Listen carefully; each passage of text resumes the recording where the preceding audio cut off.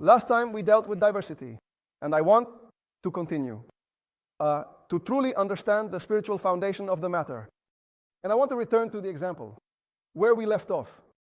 We talked about the diversity between the path and the goal, and how this diversity, if its divine purpose is not understood, can lead to conflicts between partners. I want to give another example of a conflict that can occur between partners who do not understand this. And it is through a communication conflict. Communication, after all, depends on my inner psychological foundation. I speak according to my psychological essence. And if I have a psychological essence of a goal, of a fruit, I speak in a certain way. And if I have a psychological foundation of a path, I speak in a different way. For example, a simple question. A woman asks her husband, "My dear and sweet husband, do you want a cup of coffee?" He says, "No, thank you." From his perspective, the conversation is over. He was asked an informative question. "Do you want coffee?" He said, "No." The conversation is over. A husband asks his wife, I'm speaking in generalizations, I agree. "My dear wife, do you want coffee?" She says, "No." And the conversation is not over. She is now asking herself, maybe he'll make it, even though I didn't say so. Why did he even ask me? He's making it. Let him make it for me. Why? I told him no, so he wouldn't go to the trouble. Let's see if despite the no, he will. Now where does this often really lead to conflict? A woman returns from a very, very hard day at work. She comes back and tells her husband, "Listen, I had a terrible day at work. I argued with my boss, and I think she's going to fire me." Now he knows the boss. She's his childhood friend. And he immediately starts thinking about how he can help his wife. He says to his wife, "Tell me what happened." So she starts to explain. He tells her, "Listen, to be honest, my day started off badly, right from the morning. I planned to wake up at 6:30. I woke up at 7, missed the bus, and got to work. Do you remember the person I told you she got married to? So I met her, and she started talking to me, and then I wanted coffee, but she started," and he says, "Listen, let's get to the story." And she says to him, "Listen, I sat down to work. Even before I met the boss, I had yesterday's workload, and I was tired." And he keeps urging, "Okay, get to it. Now, what's the point? He analyzes the conversation with a goal-oriented approach. The goal now is to hear the informative issue of what the crisis was between you and the boss. She is having a completely different conversation. She went through something difficult and wants to share it with her husband. She doesn't want him to solve the problem. She wants to share. In this way, a connection is formed between them. But the understanding of the connection is different. Let's take the opposite scenario. He comes back from a terrible workday.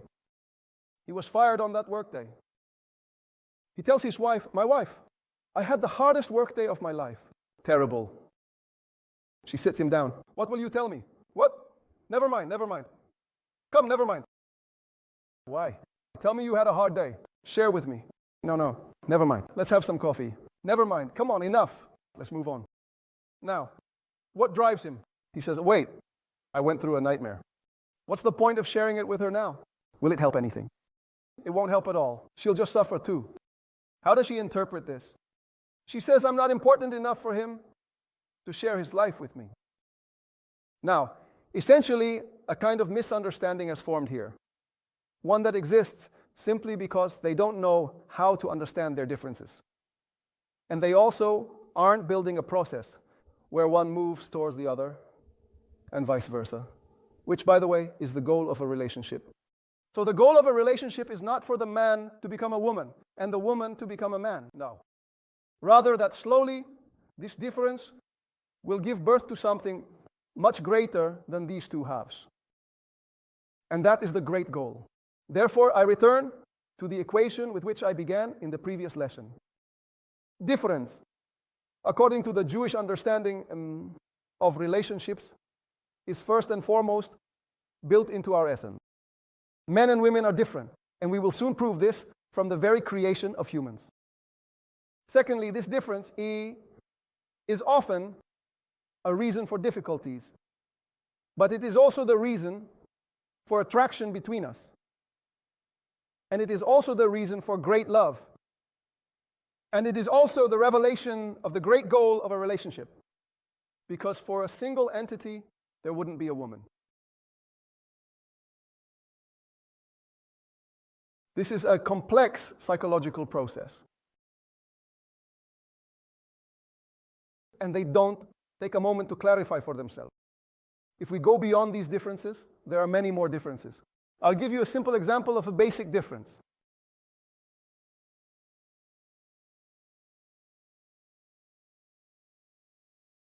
A man is connected to everything in a general way.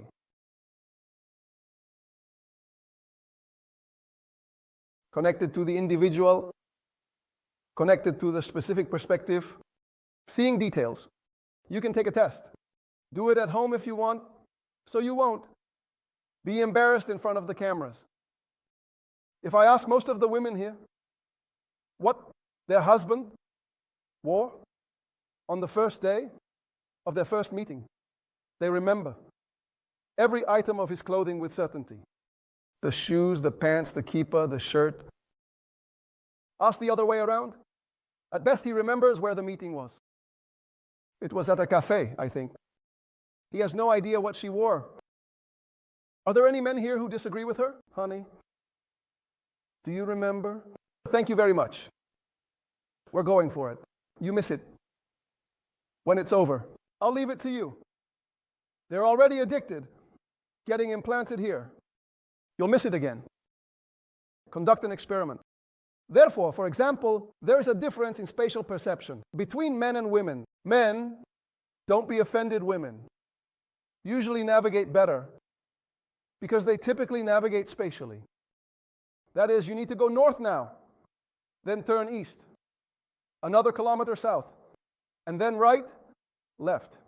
A woman often navigates by saying, "Basta auto, drive past the green trash can, there's a flower shop, there."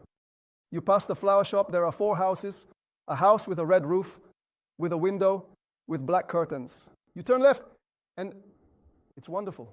But what's the problem? If the details change, then navigation becomes a bit difficult. Well, now I want to touch on what is the root of all these differences. I want to recall with you the story of the creation of man. In the story of the creation of man, we encounter several pairs. There is a pair called male and female. There is a pair called man and woman. And there is a pair called Adam and Eve. And let's begin. We know the creation in the following way. The master of the universe creates man. And then the Lord God said, "It is not good for man to be alone. I will make a helper suitable for him." Which in the translation we are accustomed to means that man was single. And the master of the universe said, "It is not good for him to be single. Let's find him a wife." And then the Lord God formed from the ground all the wild animals and so on and so forth. But for Adam, no suitable helper was found. And the Lord caused a deep sleep to fall upon Adam. And he slept. And he took one of his ribs and closed up the flesh in its place. And the Lord God built the rib which he had taken from the man into a woman and brought her to the man. This is how we are accustomed to knowing the story of creation. The master of the universe saw that it was not good for man to be alone, took a rib and made a woman from it for him. And then from here come all the jokes about the first model, the prototype, the more successful one, and so on. Why a rib and so on? However, actually one chapter before that, in the initial description of creation, and God said, "Let us make man in our image, after our likeness, and let them have dominion over the fish of the sea, and over the birds of the sky," and so on. And God created man in his own image. In the image of God, he created him. Male and female, he created them. In other words, there are 2 stories in creation. One story that we are familiar with, as we were taught in kindergarten. The man was created, and from the man came the woman.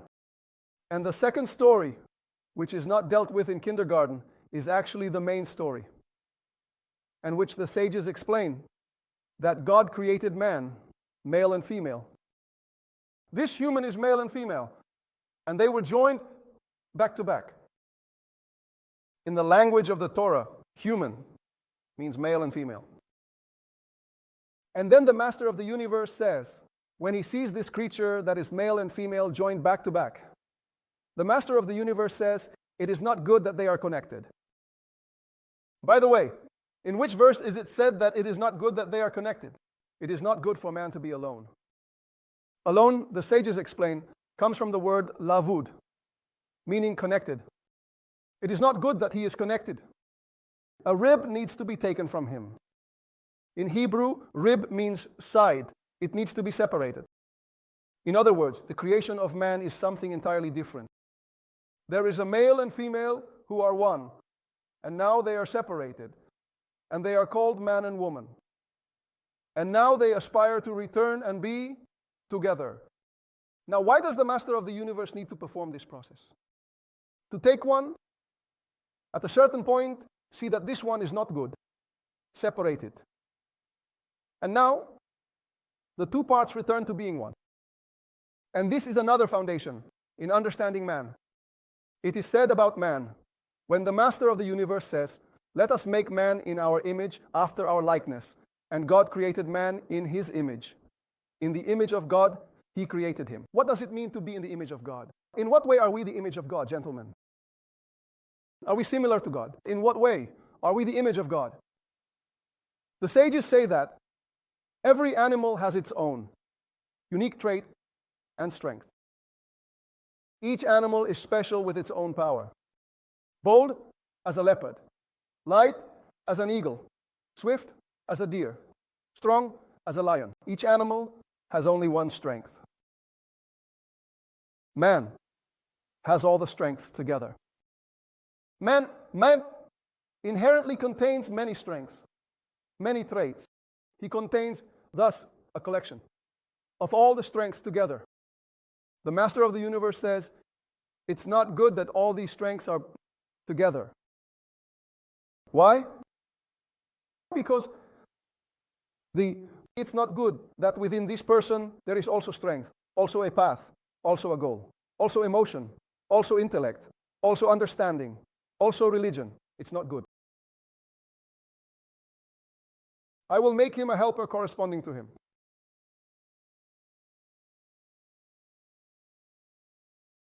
Where does the root of the word to help come from?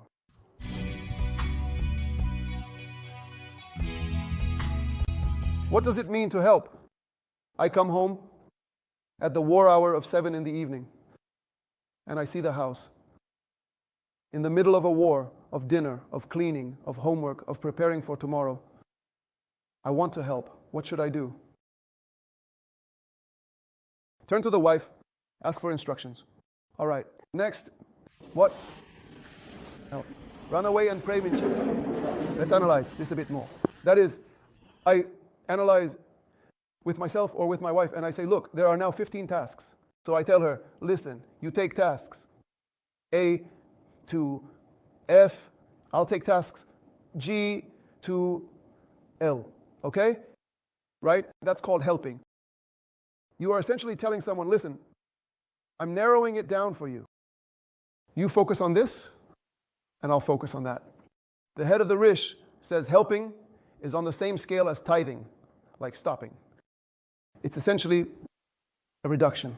When the master of the universe says he made him a helper opposite him, what the master of the universe is saying is the person cannot have all the powers.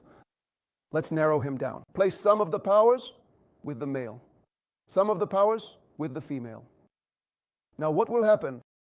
The male will be able to grow in his powers and develop and develop. His powers will be able to be expressed properly. And the other side, the female, will be able to develop in these powers and develop and develop. Just like when I divide work, if it was necessary to wash the dishes, clean the floor, take care of the children, put them to sleep, and do homework. If I say, listen, I'll do the homework and clean the floor, and you just do the dishes, and I don't know what, and the laundry, then now these tasks will be performed better. And so, essentially, the Master of the Universe says it is necessary to separate the human being. And this is the root of diversity. The root of diversity is in our creation. That is, the Master of the Universe intentionally embeds separate powers in the male and separate powers in the female, so that they will grow and develop, and he will become a man, and she will become a woman. And now, since they were once one, they have a bug in their head that strives to connect them together. But what happens when they strive to connect? Suddenly these are different forces. He is A, B, C, A, V, Z, H. And when this is not understood, first, they are not happy about the diversity. They try to change each other instead of blessing the diversity. And when diversity appears, we get alarmed. It's not, how can it be? Apparently, it's not all sorts of such theories. Apparently, it's not my inner voice. It's not my soulmate. It's not all sorts of things that people think, according to divine calculation, it should be some harmony, except for a couple that once came to me. A couple I use as a bad example. Thank God. Since then, they don't live here in Yakir. Don't try to find out who they are. The woman, one day, they had serious arguments. Even the neighbors were involved, as well as the police. So one day, the woman says to me, you know, Rabbi, our biggest problem is on Shabbat. That's when the biggest arguments happen. I asked her, why? Because you spend a lot of time together? I thought, why suddenly are there more arguments on Shabbat? Because now they are together for 24 hours, so it leads to many arguments. She tells me, no, because on Shabbat he doesn't talk. I said to her, what do you mean? On Shabbat he doesn't talk, he refrains from speaking on Shabbat. I told her on Shabbat, he only speaks words of holiness. He doesn't speak mundane words, so he's like that. Observant. Only words of holiness.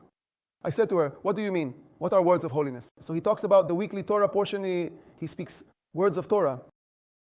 I asked her, wait, doesn't he ask you, for example, how was work this week? I told her, that's mundane talk, not words of holiness. So it really took me some time to understand. I said, wait, how does a Shabbat meal go? How does it proceed? What? You do Kiddush, and then what? He says, then he sings a song. Okay, so you eat the first course, and then what? He says, a Torah discussion. I say, but technically, isn't there a dialogue? He wants the rice now. What does he say? So he says, fish, salt. That was their dialogue. I took him for a talk. And then, of course, to understand a bit about what Shabbat is and what a relationship is, and to understand that talking to your wife on Shabbat is sacred. Then I asked her, tell me, don't you love your wife? She says, why what? That lack of care is what she went through. So she says, honestly, I don't love her. I say, okay, fine, you don't love her now. Did you love her 5 years ago? Noah, I didn't love her. She was like this, and like that, she poured it on me. I say, well, 7 years ago, I also didn't love her.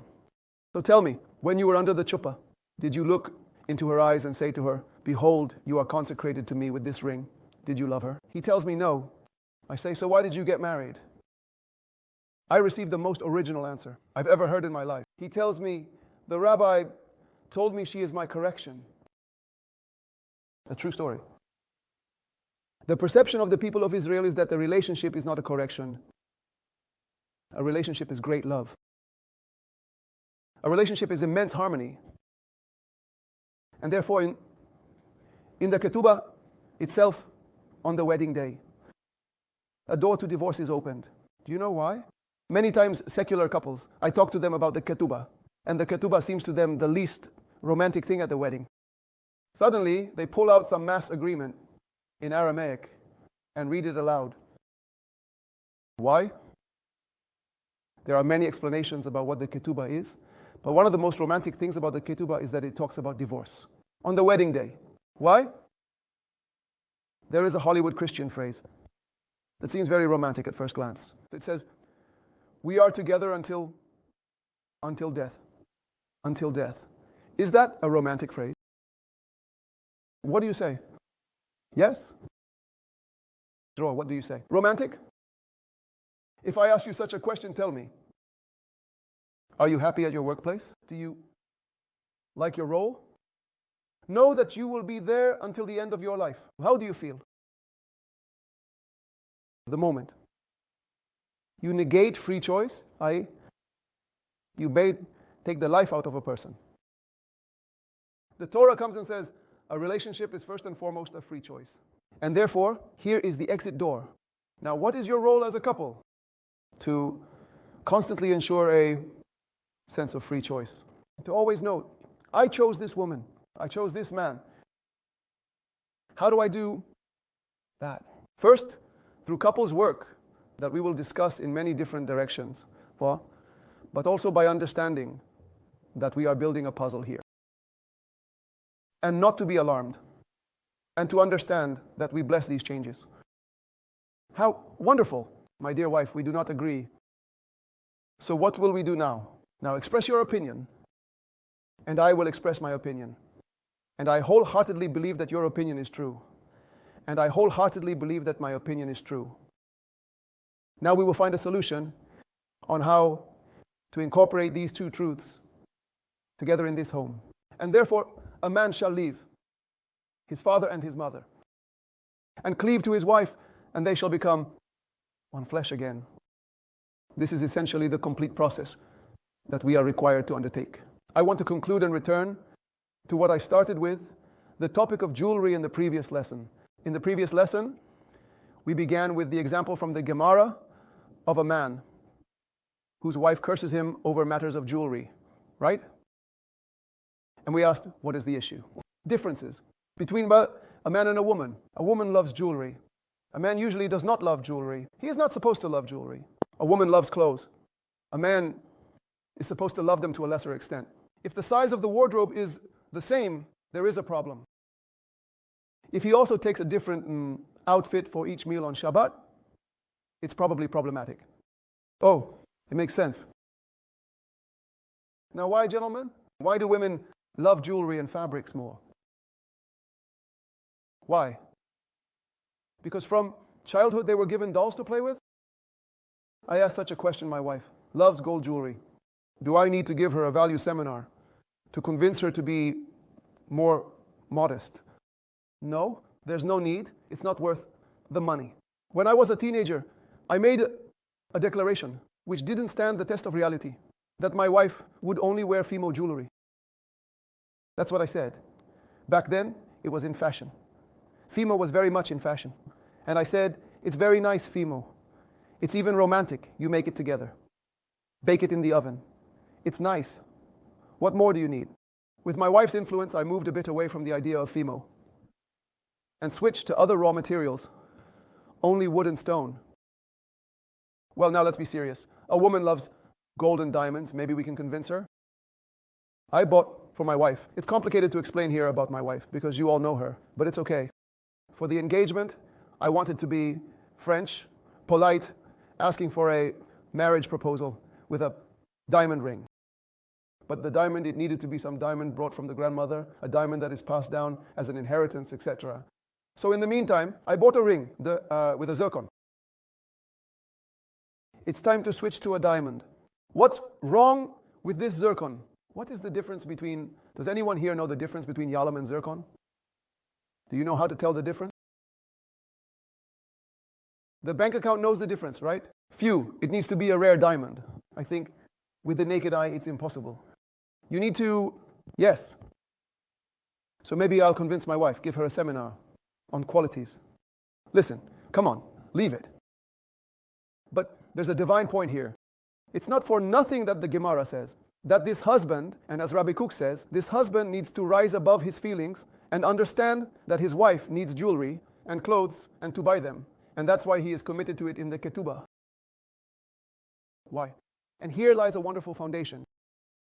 Women not only love jewelry and clothes more, women love aesthetics more. Usually, you can identify if this house has a feminine touch or if it's a house of bachelors only. During adolescence, When boys and girls are shaping their personalities, it usually goes to extremes. Boys suddenly discover that they can wear the same shirt for 2 weeks, and girls discover their personal side. Now why? Because the creator of the world instilled in women a sense of aesthetics. What is a sense of aesthetics? A sense of aesthetics is the aspiration to beautify reality. There is a collection of things on the table. Let's arrange them to be beautiful. And essentially, listen well. To beautify the material is to discover the divine within it. It is to discover the spiritual within it. After all, if I take a scribble on the wall, I cannot see the artist through the scribble. But if I take a beautiful painting, I can somewhat sense the artist through the painting. Therefore, when I have something harmonious and aesthetic, the soul expands. You come to a Shabbat table that is beautifully long. It has a tablecloth that matches the utensils. Everything is beautiful. The soul feels that it can expand because it feels that the material does not contradict it. On the other hand, you might say, I'm spiritual, I don't need it, I'll use disposable utensils, a dirty tablecloth, and canned goods. The soul contracts. Therefore, pleasant utensils, a pleasant home, a pleasant wife expand a person's mind. This is a feminine trait. That is, the root of this trait is a wonderful divine quality. Therefore, the Gemara comes and says, do you know which house has poverty? A house where the man does not sufficiently believe that the different traits of his wife are divine qualities. He thinks he loves his wife.